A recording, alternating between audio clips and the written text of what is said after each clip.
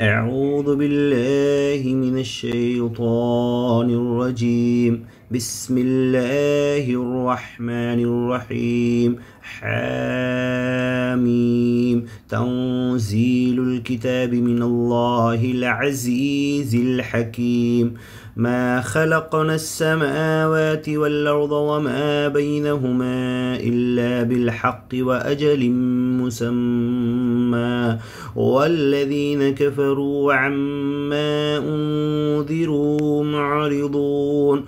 قل أرأيتم ما تدعون من دون الله يروني ماذا خلقوا من الأرض أم لهم شرك في السماوات ائتوني بكتاب من قبل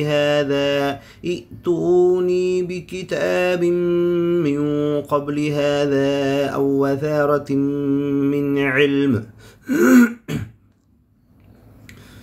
أروني ماذا خلقوا من الأرض أم لهم شرك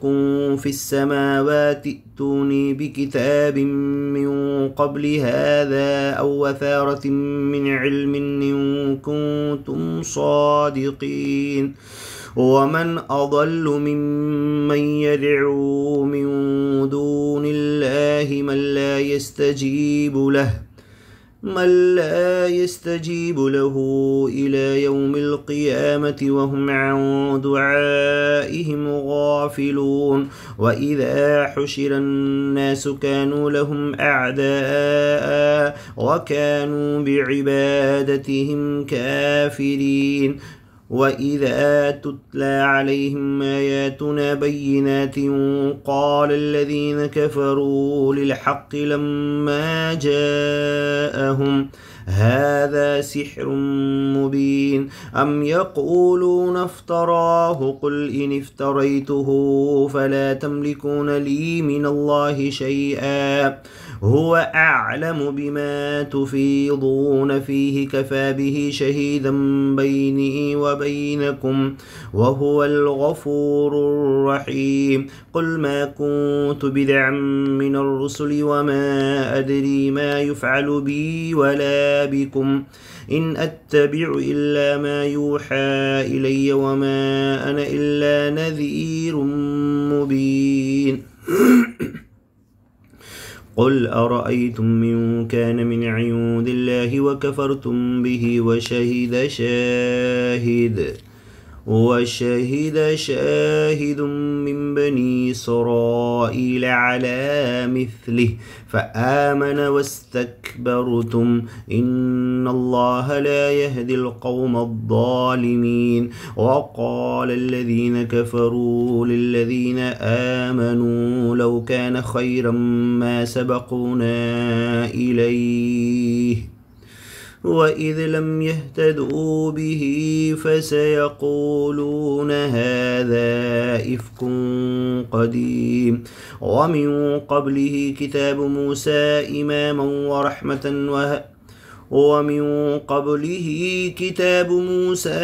إماما ورحمة وهذا كتاب مصدق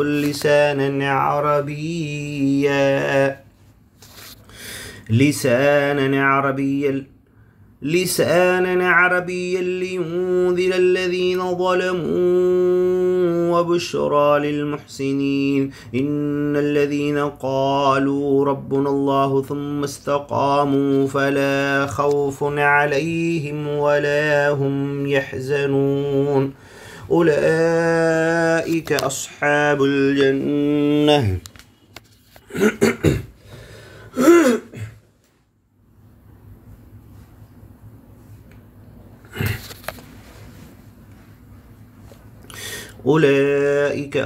الجنة خالدين فيها جزاء بما كانوا يعملون. ووصينا الإنسان بوالديه إحسانا حملته أمه كرها ووضعته كرها وحمله وفصاله 30 شهرا حتى إذا بلغ أشده وبلغ 40 سنة قال رب أوزعني أن أشكر نعمتك التي أنعمت علي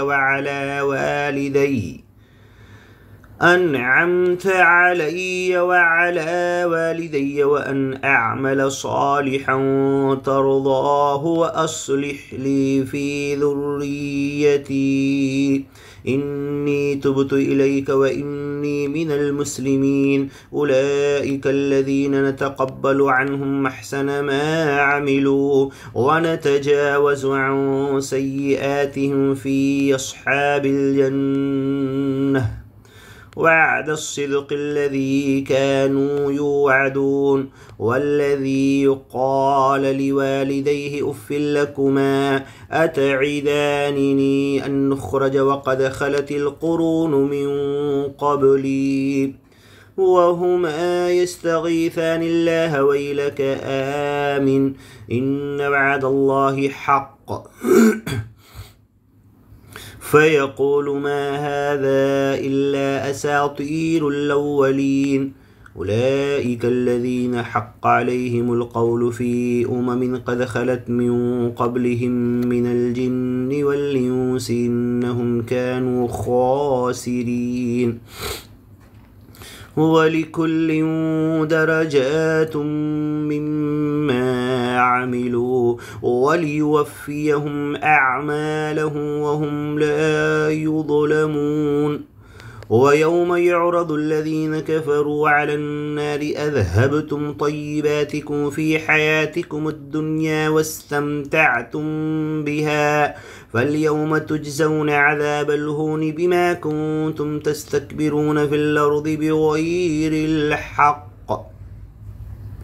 وبما كنتم تفسقون واذكر أخا عاد إذ أنذر قومه بالأحقاف وقد خلت النذر من بين يديه ومن خلفه ألا تعبدوا إلا الله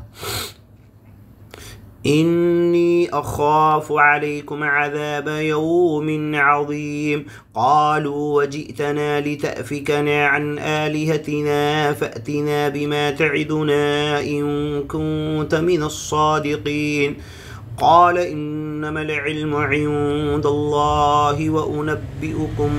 ما أرسلت به ولكني أراكم قوما تجهلون فلما رأوه عارضا مستقبل أوديتهم قالوا هذا عارض ممطرنا بل هو ما استعجلتم به ريح فيها عذاب أليم تدمر كل شيء بأمر ربها فأصبحوا لا يرى إلا مساكنهم كذلك نجزي القوم المجرمين ولقد مكناهم في ماء مكناكم فيه وجعلنا لهم سمعا وأبصارا وأفئدة فما أغنى عنهم سمعهم ولا أبصارهم ولا أفئدتهم من شيء إذ كانوا يجحدون بآيات الله وحاق بهم ما كانوا به يستهزئون ولقد أهلكنا ما حولكم من القرى وصرفنا الآيات لعلهم يرجعون فلولا نصرهم الذين اتخذوا من دون الله قربانا آلهة بل ضلوا عنهم وذلك إفكهم وما كانوا يفترون وإذ صرفنا إليك نفرا من الجن يستمعون القرآن فلما حضروه قالوا أنصتوا فلما قضي ولوا إلى قومهم منذرين قالوا يا قومنا إنا سمعنا كتابا ننزل من بعد موسى مصدقا لما بين يديه يهدي إلى الحق وإلى طريق مستقيم يا قومنا أجيبوا داعي الله وآمنوا به يغفر لكم من ذنوبكم ويجركم من عذاب أليم ومن لا يجب داعي الله فليس بمعجز في الأرض وليس له من دونه أولياء أولئك في ضلال مبين أولم يروا أن الله الذي خلق السماوات والأرض ولم يعي بخلقهن بقادر على أن يحيي الموتى بلى إنه على كل شيء قدير ويوم يعرض الذين كفروا على النار أليس هذا بالحق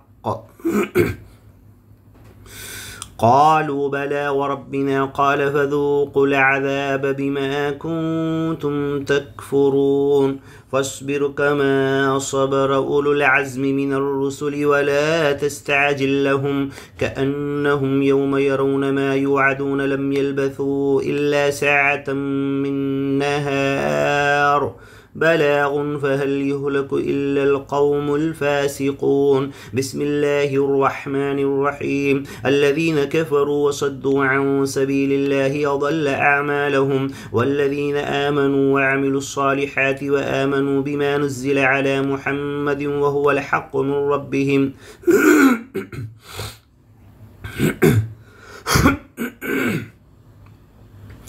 كفر عنهم سيئاتهم وأصلح بالهم ذلك بأن الذين كفروا اتبعوا الباطل وأن الذين آمنوا اتبعوا الحق من ربهم كذلك يضرب الله للناس أمثالهم فإذا لقيتم الذين كفروا فضرب الرقاب حتى إذا أثخنتموه فشدوا الوثاق فإما منا بعد وإما فداء حتى تضع الحرب أوزارها ذلك ولو يشاء الله لانتصر منه ولكن ليبلو بعضكم ببعض والذين قتلوا في سبيل الله فلن يضل أعمالهم سيهديهم ويصلح بالهم ويدخلهم الجنة عرفها لهم يا أيها الذين آمنوا إن تنصروا الله ينصركم ويثبت أقدامكم والذين كفروا فتعسا لهم وأضل أعمالهم ذلك بأنهم كرهوا ما أنزل الله فأحبط أعمالهم أفلم يسيروا في الأرض فينظروا كيف كان عاقبة الذين من قبلهم دمر الله عليهم وللكافرين أمثالها ذلك بأن الله مولى الذين آمنوا وأن الكافرين لا مولى لهم إن الله يدخل الذين آمنوا وعملوا الصالحات جنات تجري من تحتها الأنهار خالدين جنات تجري من تحتها الأنهار والذين كفروا يتمتعون ويأكلون كما تأكل الأنعام والنار مثوى لهم وكأي من قرية هي أشد قوة من قريتك التي أخرجتك أهلكناهم فلا ناصر لهم أهلكناهم فلا ناصر لهم أفمن كان على بينة من ربه كمن زين له سوء عمله واتبعوا أهواءهم مثل الجنة التي وعد المتقون فيها أنهار من ماء غير ياس وأنهار من لبن لم يتغير طعمه وأنهار من خمر لذة للشاربين وأنهار من عسل مصفى ولهم فيها من كل الثمرات ومغفرة من ربهم كمن هو خالد في النار وسقوا ماء حميما فقطع أمعاءهم ومنهم من يستمع إليك حتى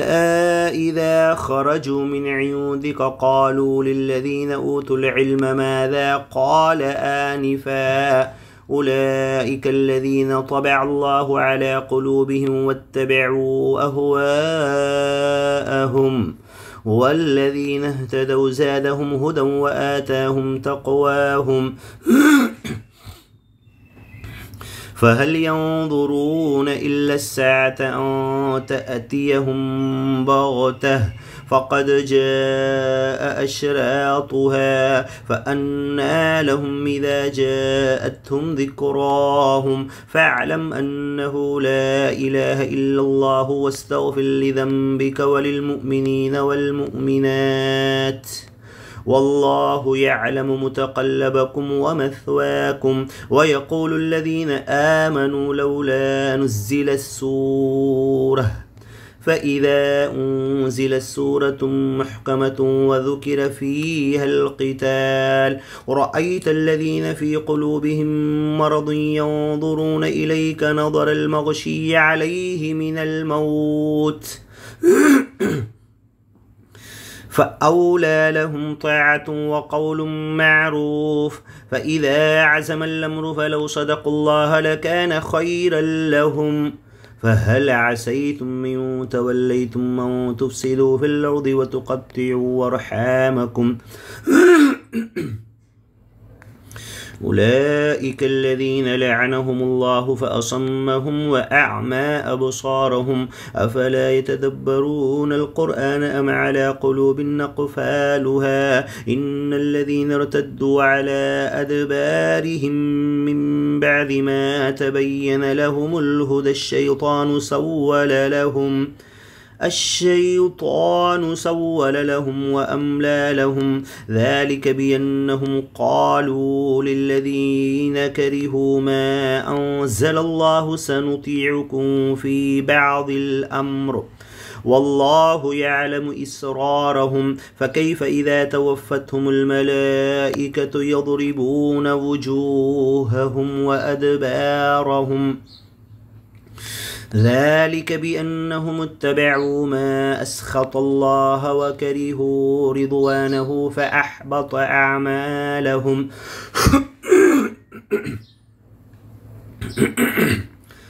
أم حسب الذين في قلوبهم مرض أن لن يخرج الله أضغانهم ولو نشاء لأريناكهم فلعرفتهم بسيماهم ولتعرفنهم في لحن القول والله يعلم أعمالكم ولنبلونكم حتى نعلم المجاهدين منكم والصابرين ونبلو أخباركم إن الذين كفروا وصدوا عن سبيل الله وشاقوا الرسول من بعد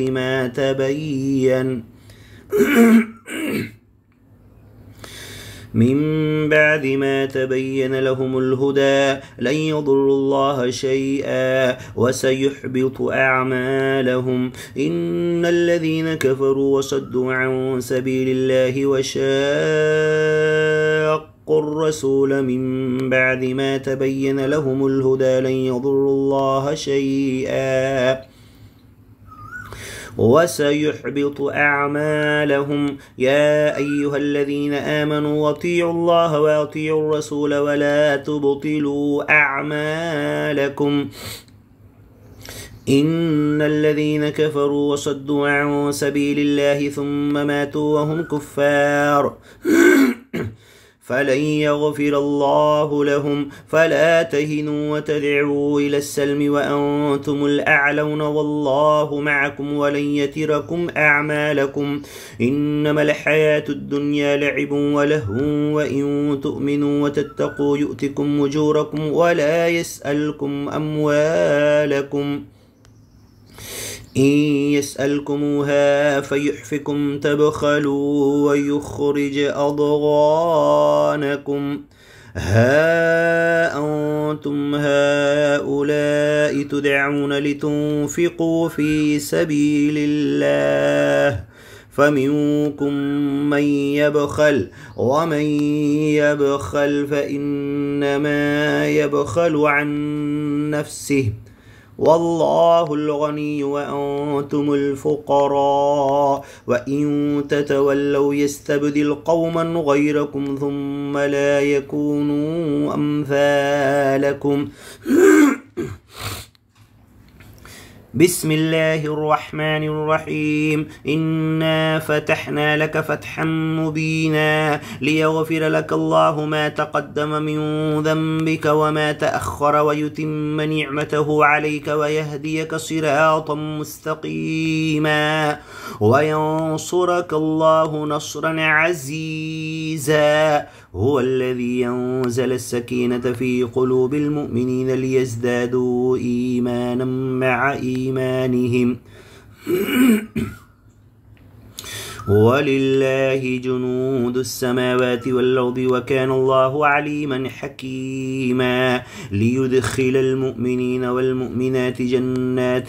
تجري من تحتها الأنهار خالدين فيها ويكفر عنهم سيئاتهم وكان ذلك عند الله فوزا عظيما. ويعذب المنافقين والمنافقات والمشركين والمشركات الضالين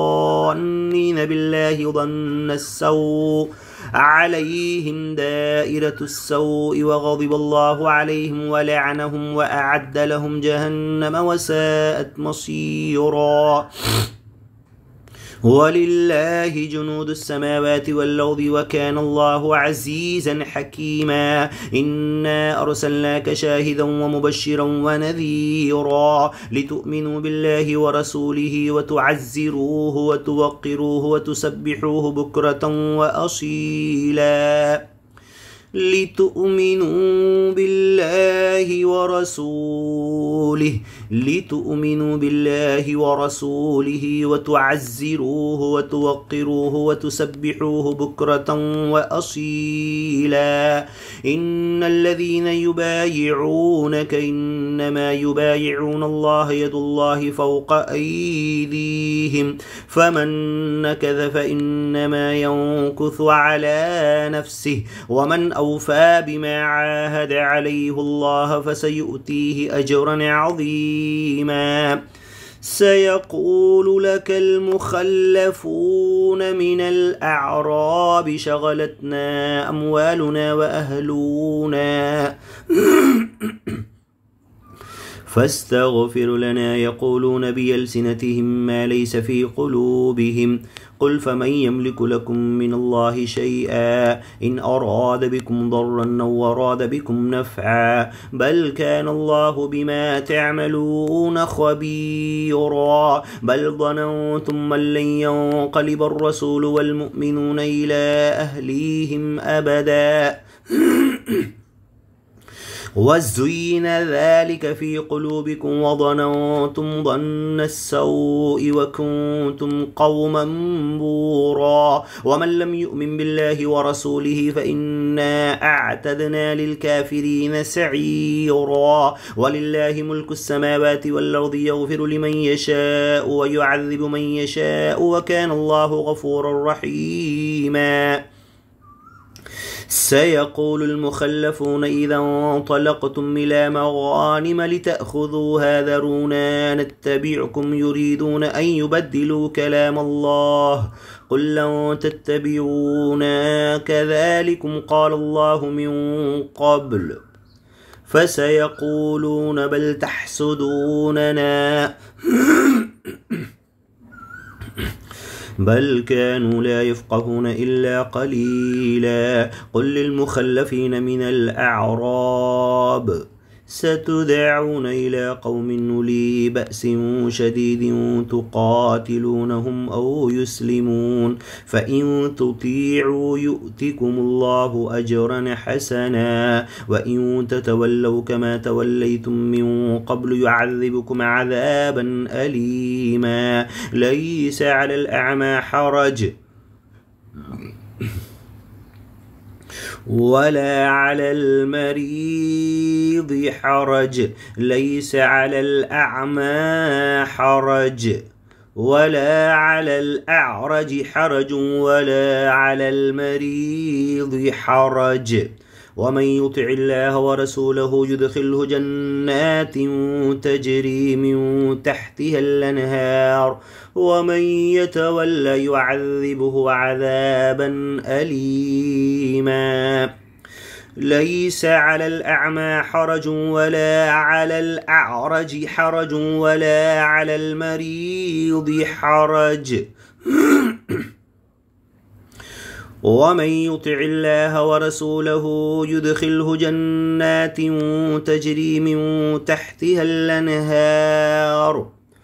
ومن يتولى يعذبه عذابا أليما لقد رضي الله عن المؤمنين إذ يبايعونك تحت الشجرة فعلم ما في قلوبهم فأنزل السكينة عليهم وأثابهم فتحا قريبا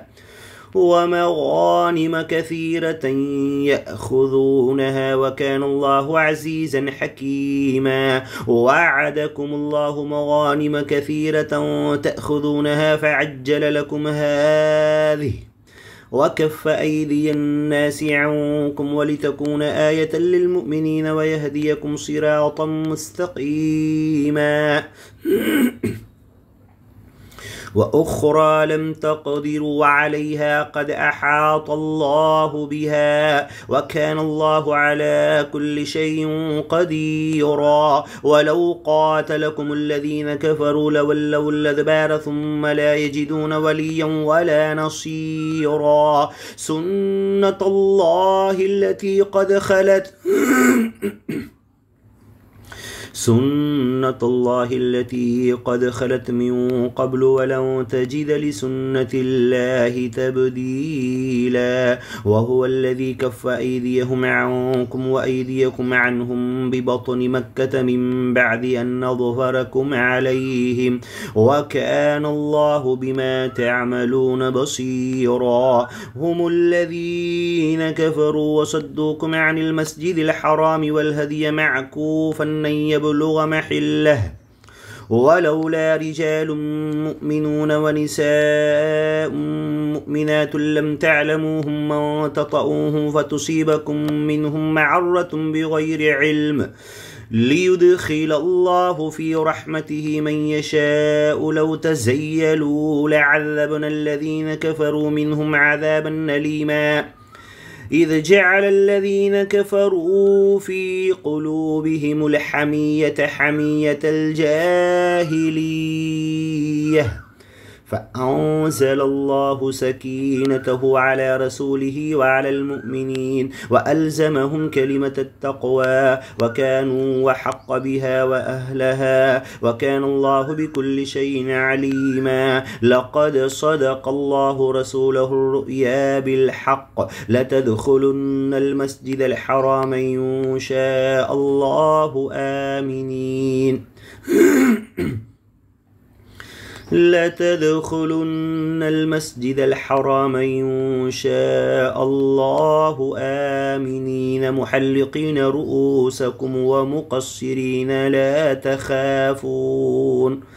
فعلم ما لم تعلموا فجعل من دون ذلك فتحا قريبا هو الذي يرسل رسوله بالهدى ودين الحق ليظهره على الدين كله وكفى بالله شهيدا محمد رسول الله والذين معه وشداء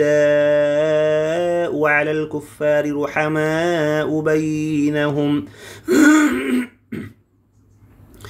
تراهم ركعا سجدا يبتغون فضلا من الله ورضوانا سيماهم في وجوههم من أثر السجود ذلك مثلهم في التوراة ومثلهم في الإنجيل كزرع أخرج شطأه فآزره فاستغلظ فاستوى على سوقه يعجب الزراع ليغيظ بهم الكفار وعد الله الذين آمنوا وعملوا الصالحات منهم مغفرة وأجرا عظيما سورة الحجرات مدنية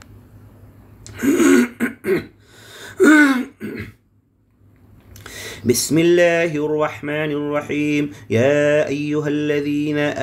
آمنوا لا تقدموا بين يدي الله ورسوله واتقوا الله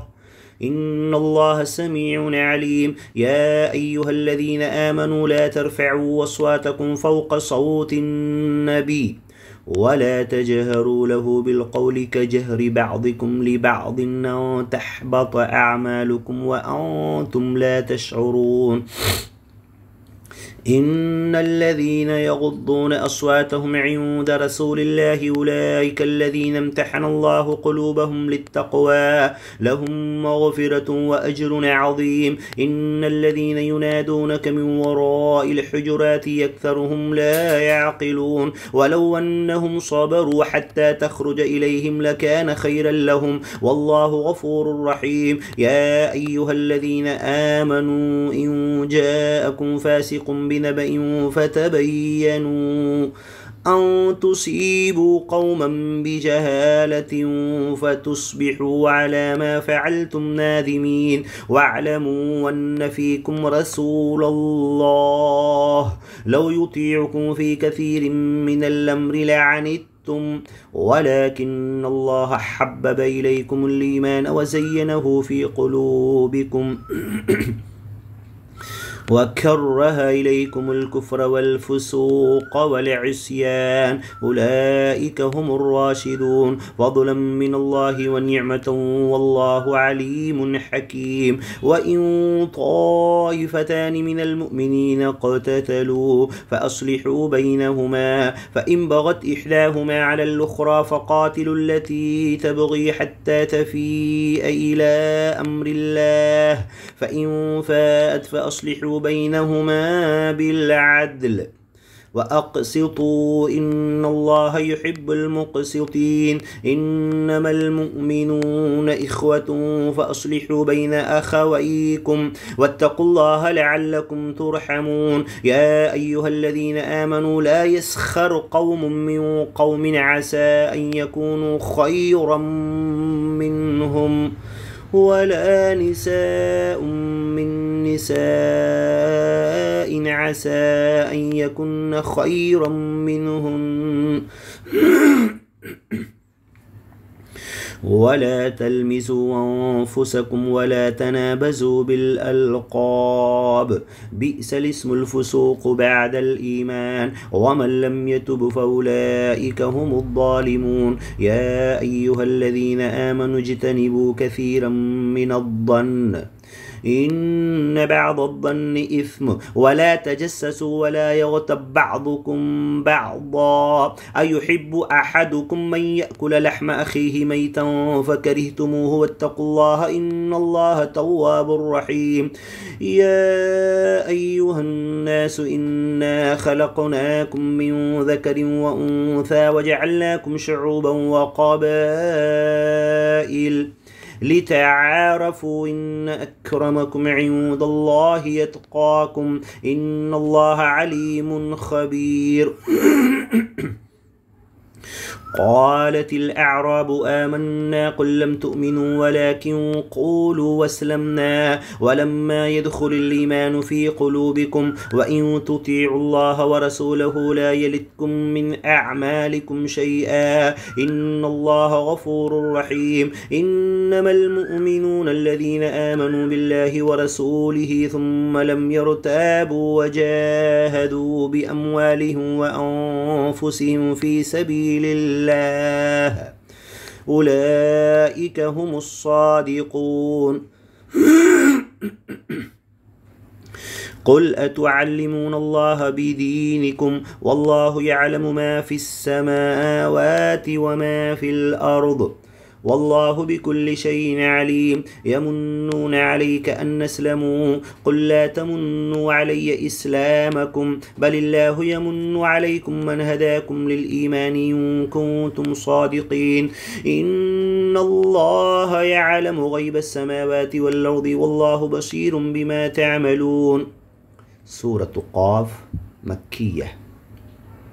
بسم الله الرحمن الرحيم قاف والقرآن المجيد بل عجبوا أن جاءهم منذر منه فقال الكافرون هذا شيء عجيب أإذا متنا وكنا ترابا ذلك رجع بعيد قد علمنا ما تنقص الأرض منهم وعندنا كتاب حفيظ بل كذبوا بالحق لما جاءهم فهم في أمر مريج أفلم ينظروا إلى السماء فوقهم كيف بنيناها وزيناها وما لها من فروج والأرض مددناها وألقينا فيها رواسي وأنبتنا فيها من كل زوج بهيج تبصرة وذكرى لكل عبد منيب ونزلنا من السماء ماء مباركا فأنبتنا به جنات وحب الحصيد والنخل باسقات لها طلع نضيد رزقا للعباد وأحيينا به بلدة ميتا كذلك الخروج كذبت قبلهم قوم نوح وأصحاب الرس وثمود وعاد وفرعون وإخوان لوط وأصحاب الأيكة وقوم تبع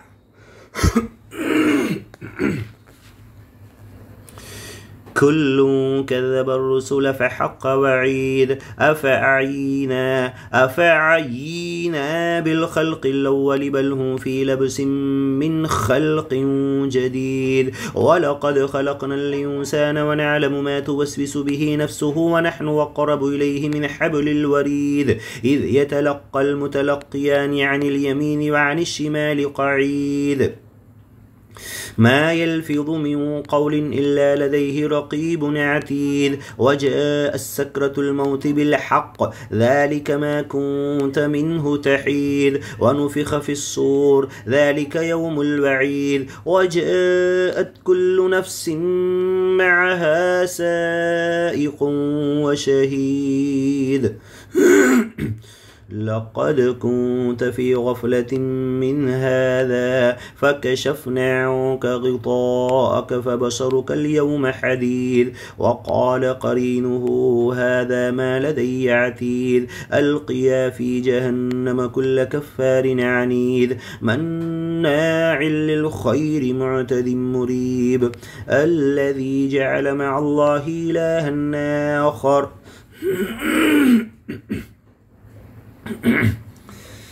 الذي جعل مع الله إلها آخر فألقياه في العذاب الشديد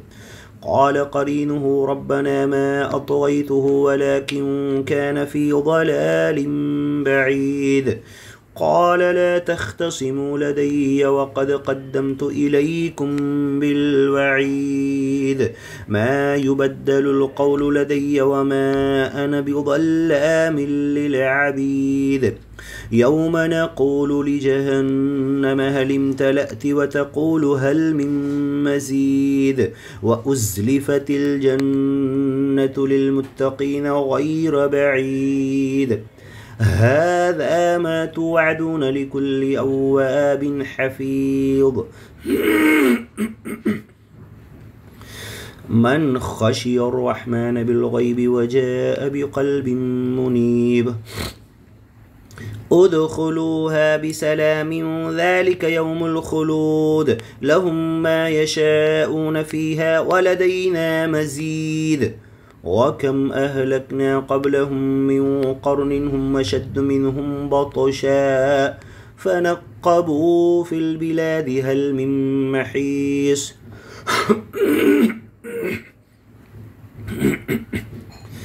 إن في ذلك لذكرى لمن كان له قلب أو ألقى السمع وهو شهيد ولقد خلقنا السماوات والأرض وما بينهما في 6 أيام وما مسنا من لغوب فاصبر على ما يقولون وسبح بحمد ربك قبل طلوع الشمس وقبل الغروب ومن الليل فسبحه وأدبار السجود ومن الليل فسبحه وأدبار السجود واستمع يوم ينادي المناد من مكان قريب يوم يسمعون الصيحة بالحق ذلك يوم الخروج إنا نحن نحيي ونميت وإلينا المصير يوم تشقق الأرض عنهم سراعا ذلك حشر علينا يسير نحن أعلم بما يقولون وما أنت عليهم بجبار فذكر بالقرآن من يخاف وعيد. سورة الذاريات مكية. بسم الله الرحمن الرحيم والذاريات ذروا فالحاملات وقرا فالجاريات يسرا فالمقسمات أمرا إنما توعدون لصادق وإن الدين لواقع والسماء ذات الحبك إنكم لفي قول مختلف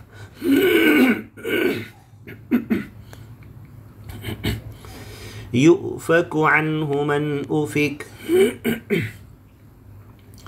قتل الخراصون الذين هم في غمرة ساهون يسألون أيان يوم الدين يوم هم على النار يفتنون ذوقوا فتنتكم هذا الذي كنتم به تستعجلون إن المتقين في جنات وعيون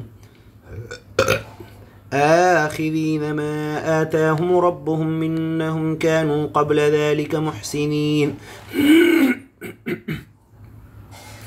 كانوا قليلا من الليل ما يهجعون وبالأسحار هم يستغفرون وفي أموالهم حق للسائل والمحروم وفي الأرض آيات للموقنين وفي أنفسكم أفلا تبصرون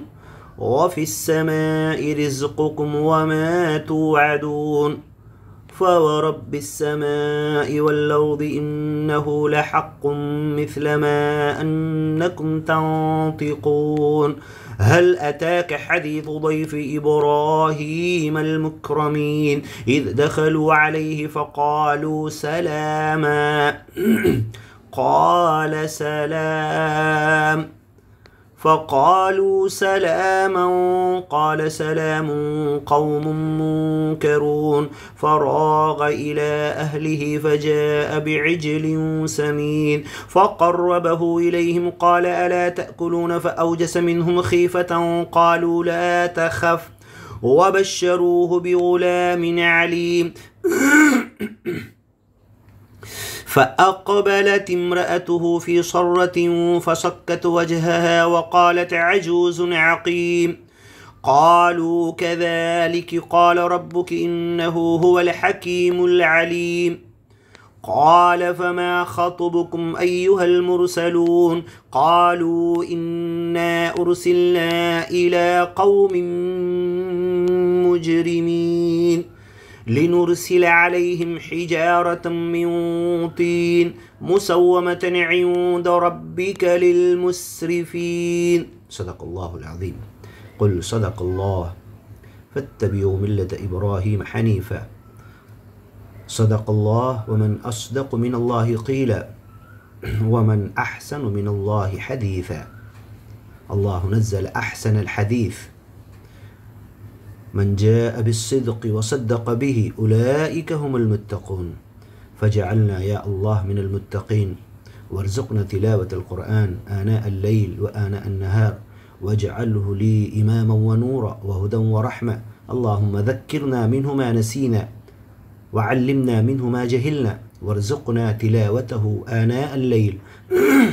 وأطراف النهار، آناء الليل وآناء النهار، واجعله لي حجة يا رب العالمين طول حياتنا حتى لقائك إن شاء الله.